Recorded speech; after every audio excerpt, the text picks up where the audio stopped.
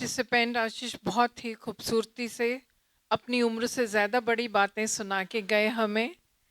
पर अच्छा लगता है जब कम उम्र में थोड़ी सीरियसनेस अबाउट लाइफ आती है। मेरे ख्याल यहाँ सब मुझसे छोटे हैं, तो मैं ये फ्रीडम ले रही हूँ कि मैं तुम कह के सबको रेफ़र कर रही हूँ।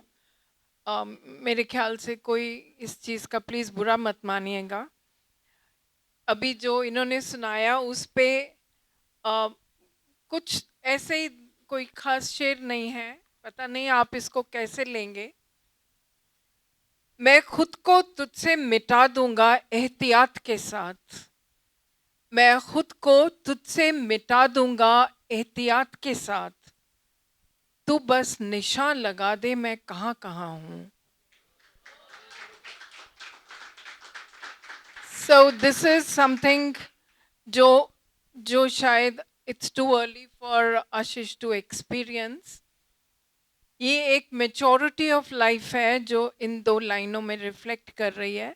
बट नेवरदिलेस आप बहुत अच्छा सुना के गए हमें। अगला मैं बुलाती हूँ आशीष को। आशीष, जस्ट आशीष, आइए आशीष। सिर्फ आशीष है मेरे पास नाम लिखा हुआ। आप पोइट्री सुनाएंगे, लीजिए। Thank you ma'am.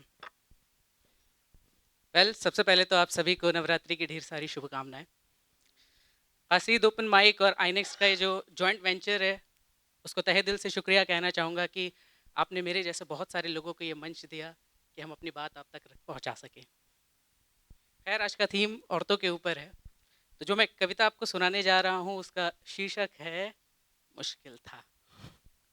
और मेरे लिए भी काफ़ी मुश्किल था ये जानना कि एक औरत क्या महसूस करती है अपने ज़िंदगी में। लेकिन जो चीज़ें मैं समाज में देखता हूँ, जो आसपास घटनाएं होती हैं, उनसे मैंने एक लमसम अंदाज़ा लगाया है। आप सुनकर बताइएगा कहाँ तक मैं सही हूँ।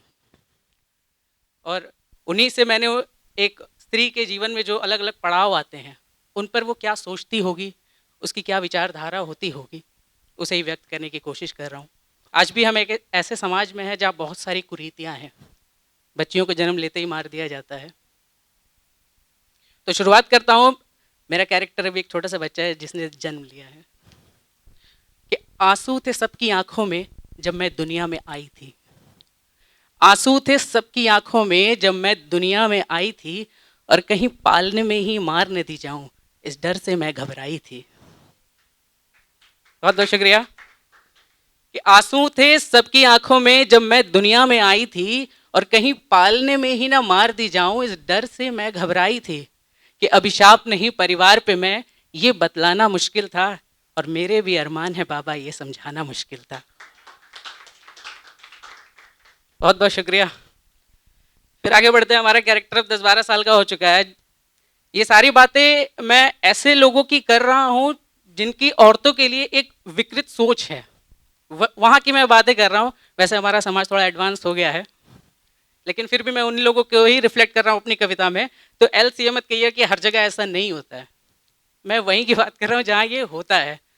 तो वो बच्ची जो 8-10 साल की है, वो ये कहती है कि मैं जानती हूँ मेरे हिस्से में चूल्हा चौका आएगा। सब कहते हैं कि बेटी तो शादी हो जाएगी जाएगी तो उसको यही सिखाओ कि मैं जानती हूँ मेरे हिस्से में चूल्हा चौका आएगा, और ज़्यादा पढ़ लिख कर मैं क्या करूँगी, तो बस भैया पढ़ने जाएगा। और ऐसी उम्र में बच्चे अपने मन के कैनवस पे बहुत सारी रंगीन चित्र बनाते हैं कि मैं बड़ा होकर ये बनूंगा, मैं बड़ी होकर ये बनूंगी। कुछ तो शक्तिमान बनने की ख्वाहिश रखते हैं। लेकिन फिर भी मैं जानती हूँ मेरे हिस्से में चूल्हा चौका आएगा, और ज़्यादा पढ़ लिख कर मैं क्या करूँगी, इसलिए बस भैया पढ़ने जाएगा। और जंजीर बंधी नन्ही पंखों से मेरा उड़ पाना मुश्किल था, मेरे भी कुछ ख्वाब हैं बाबा ये बतलाना मुश्किल था। Thank you. बचपन की गलियां छोड़ के पीछे बड़ी हुई मैं यौवन आया। बचपन की गलियां छोड़ के पीछे बड़ी हुई मैं यौवन आया, पतझड़ से मेरे जीवन में लगा के जैसे सावन आया। बचपन की गलियां छोड़ के पीछे बड़ी हुई मैं यौवन आया, पतझड़ से मेरे जीवन में लगा के जैसे सावन आया। मगर समाज के नर पशुओं से इज्जत को बचाना मुश्किल था। अरे सांस तो आती थी हर पल फिर भी जी पाना मुश्किल था। बहुत बहुत शुक्रिया। कि समाज में रहते नर पशुओं से इज्जत को बचाना मुश्किल था, कि सांस तो आती थी हर पल फिर भी जी पाना मुश्किल था। आजाद घूम रहा था वो जो सजा के काबिल था, आजाद घूम रहा था वो जो सजा के काबिल था। और मेरी कोई गलती न थी, समाज को ये समझाना मुश्किल था कि मेरे बीच कुछ ख्वाब है बाबा, ये बतलाना मुश्किल था। जैसे हर लड़के के सपने में एक ड्रीम गर्ल होती है, वैसे लड़कियों के भी सपनों में मैंने सुना है कि एक राजकुमार होता है जो सफेद घोड़ी पे बैठ के आता है। अब नहीं होता होगा मे भी। तो यही कह रहा हूं कि वो लड़की, अब उसकी शादी हो रही है, तो वो कह रही है कि जीवन मुझे बिताना था पर किसी ने न पूछी मर्जी मेरी, जीवन मुझे बिताना था पर किसी ने न पूछी मर्जी मेरी, और जहां दहेज कम देना था वहीं पे शादी कर दी मेरी। बहुत बहुत शुक्रिया। कि जीवन मुझे बिताना था पर किसी ने न पूछी मर्जी मेरी, और जहां दहेज कम देना था वहीं पे शादी कर दी मेरी। अब श्वेत अश्व पे मेरे राजकुमार का सपनों में आना मुश्किल था, मेरे भी कुछ ख्वाब है बाबा, ये बतलाना मुश्किल था। बहुत बहुत शुक्रिया। लूट लिया? नहीं, वापस दे दूंगा भाई, डोंट वरी। अब इस कविता को मैं आखिरी बंद की तरफ पढ़ रहा हूँ। आप लोगों ने अब तक बहुत ही बेहतरीन तरीके से सुना और मेरे हर जज्बात को आप समझ पा रहे हैं, इसलिए मेरा लिखा हर एक शब्द अपने आप पर गौरवान्वित हो रहा है। इसलिए आप सबको पहले तो मैं बहुत बहुत धन्यवाद कहूँगा। आखिरी बंद जैसा आपने सुना वैसा ही सुनिएगा, और अगर लगे कि मैं वास्तविकता के करीब हूँ तो अपने तालियों का आशीर्वाद दीजिएगा। इस बंद में मैं हर औरत के एक दुविधा को आपके सामने रख रहा हूँ कि बाबुल के घर पे सुनती थी कि बेटी तू तो पराई है, बाबुल के घर पे सुनती थी कि बेटी तू तो पराई है, और ससुराल ने सब ने ये कहा कि तू दूसरे घर से आई है। बहुत बहुत शुक्रिया। कि बाबुल के घर पे सुनती थी कि बेटी तू पराई है, और ससुराल ने सब ने यही कहा कि तू दूसरे घर से आई है। क्यों अपनी होकर भी गैर हूं मैं, ये बात समझ ना पाई मैं, क्यों अपनी होकर भी गैर हूं मैं, ये बात समझ ना पाई मैं। और दो धागों में उलझी इस पहेली को सुलझाना मुश्किल था। अरे ससुराल से निकलनी थी अर्थी मेरी, पीहर को भुलाना मुश्किल था। आखिर वजूद क्या है मेरा, दिल को समझाना मुश्किल था। बहुत बहुत शुक्रिया, बहुत बहुत शुक्रिया, बहुत बहुत। खैर, जाने से पहले मैं कुछ शब्द आप लोगों से कहना चाहता हूँ। आज का थीम था नारी सशक्तिकरण, लेकिन मेरी कविता में आपको ऐसी कोई भी चीज़ देखने को नहीं मिली होगी, क्योंकि मैं इस बात से कोई इत्तेफाक ही नहीं रखता कि नारी सशक्तिकरण जैसी कोई चीज़ होनी चाहिए। क्योंकि अगर हम नारी सशक्तिकरण की बात कर रहे हैं तो दूसरे अर्थ में हम ये कहना चाहते हैं कि नारी कमज़ोर है, और वो ऊपर बैठा ना, वो खुदा, अल्लाह, भगवान, जीसस, गॉड, आप जिस भी नाम से उसे पुकारते हो, उसने जन्म देने का अधिकार एक औरत को दिया है, जीवन देने का वरदान एक औरत को दिया है। और मैम, यहाँ पे मैं आपकी एक बात से थोड़ा सा डिफर करता हूँ। आपने कहा था कि वो कोई बड़ी बात नहीं है, और भाई ने कहा था कि सारी चीज़ें नज़रिए की बात है।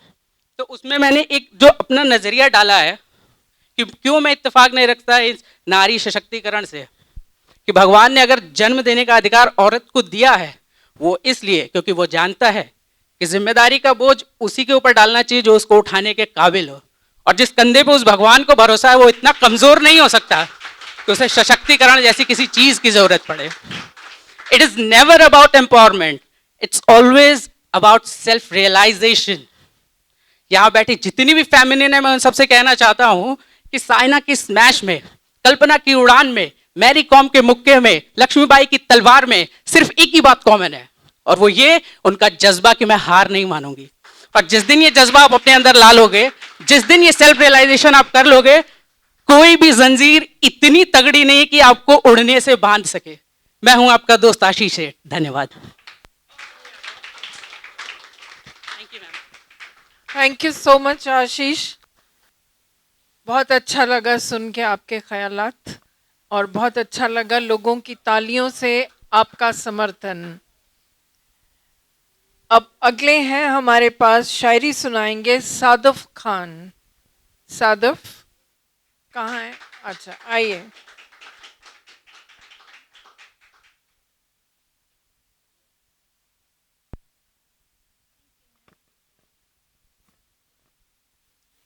Everyone, good afternoon. आवाज़ आ रही है ना? ठीक है। तो जैसा कि आज का शीर्षक है नारी सशक्तिकरण, तो हेलो, नारी सशक्तिकरण, तो मैं उस पे बोलूँगी। पहले तो दो लाइंस जो मतलब कि टू लाइंस की है, एक कोटेशन कह सकते हो आप, या शायरी, जो भी आपको लगे, बस आपके दिल को छुए, मुझे इतना ही चाहिए। तो लिखा है कि क्या होता है कि बहुत लोग, सब लोग बहुत बातें करते हैं नारी सशक्तिकरण, और राइटर्स भी बहुत लिखते हैं कि ऐसा होना चाहिए, वैसा होना चाहिए, बहुत बहुत ज़्यादा बहुत कुछ लिखते हैं। तो मैंने एक छोटा सा लिखा है, बिल्कुल छोटा सा बहुत ही छोटा है। मत मारो बेटी को, मत मारो बेटी को कोख में, ये कविता भी वो रचता है। मत मारो बेटी को कोख में, ये कविता भी वो रचता है। मैंने मैंने एक वैशी को भी बेटी बचाओ कहते देखा है।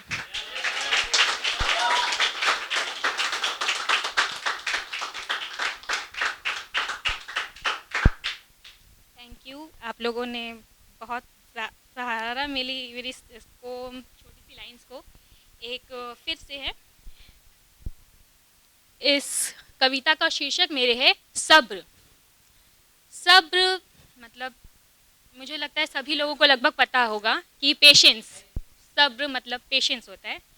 तो सब्र कर ए बंदी, यहाँ पे मैंने लड़कियों के, वैसे तो मुझे लगता है कि इक्वलिटी होनी चाहिए, ना लड़कियाँ आगे ना लड़के आगे, सब एक दूसरे के बराबर। किसी को भी ये नहीं कि किसी को हम देवता मान लें और किसी को देवी, सब एक ही बराबर, सब इक्वल। क्योंकि सब पर, जैसे कि जब वो प्रकृति हम लोगों पर कोई भी मतलब इक्वलिटी से हट कर नहीं जाती, वो हम लोगों को सेम वही बारिश, वही धूप, वही रोशनी, सब चीज़ें देखती है, तो फिर हम लोग क्यों उसमें ये लगाएं कि नहीं वो लड़की है तो उसे बहुत ज़्यादा नाज से रखो, या वो लड़का है तो उसे बहुत ज़्यादा